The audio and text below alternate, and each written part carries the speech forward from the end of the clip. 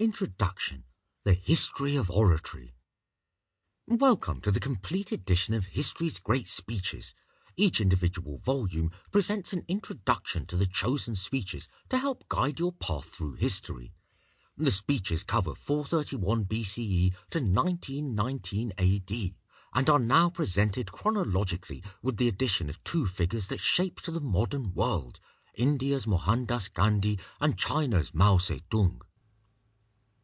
We begin in 354 BCE with Volume 12, which focused on Demosthenes, commonly described as history's greatest orator. His style and structure should feel familiar, even if you have no interest in the ancient world. Much like listening to Stevie Wonder or the Beach Boys, his work is part of the DNA of modern expression, the traces still visible 2,400 years later. This section ends with an invective against Demosthenes in his later years, after his political star has fallen. From there we retrace a touch and take a gentle walk from 431 to 63 BCE, briefly covering the Greco-Roman era from Pericles' Funeral Oration, considered the high point of the Athenian Empire, through Alexander's rabble-rousing new venture and despairing and hateful depart, given mere days apart, to Cicero, Rome's greatest orator and the only known speech of Julius Caesar before the Senate. Now the scene is set, we can drill into the civil war in the Roman Republic in 106 to 44 BCE.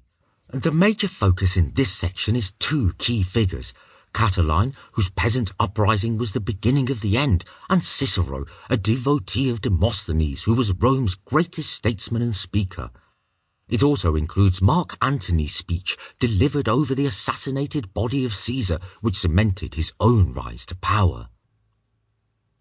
From there we skip quickly over a millennium in which the arts of rhetoric and oratory fell away. In the era of faith from 632 to 1667. Historical highlights include the Prophet Muhammad and Pope Urban II, and the centerpiece of the era is Mirandola's speech on the dignity of man in 1486, which fired the starting pistol for the Renaissance. We round out with Milton's famous speech from Paradise Lost, when Satan is rallying the rebel angels that have fallen into pandemonium. In Volume 9 we drill down into the Reformation. Speeches over a mere 16 years set the foundation for the next 500 years of Christianity. Of particular note are Martin Luther's barnstorming 95 Theses, written in an almost social media style in 1517, and John Calvin's hilariously sceptical treatise on relics.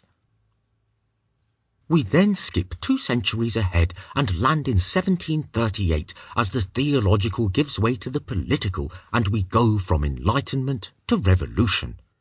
3 key figures are covered, the British politicians William Pitt and Edmund Burke, and France's Maximilien Robespierre, who trained by doing 500 public speeches in a single year and was the leading figure of the French Revolution. Robespierre's speeches on the nature and political use of terror and his defiant last speech are particularly notable. His rejection of the death penalty for the king mirrors Caesar's arguments against creating new categories of crime for the Cataline conspirators given 1800 years before. Inevitably, next is the fully fledged era of revolution. The modern era begins in 1775 to 1794 with the introduction of American and Irish speakers and the notion of liberty as a driving political force, with Patrick Henry, George Washington and Curran's arguments for free speech.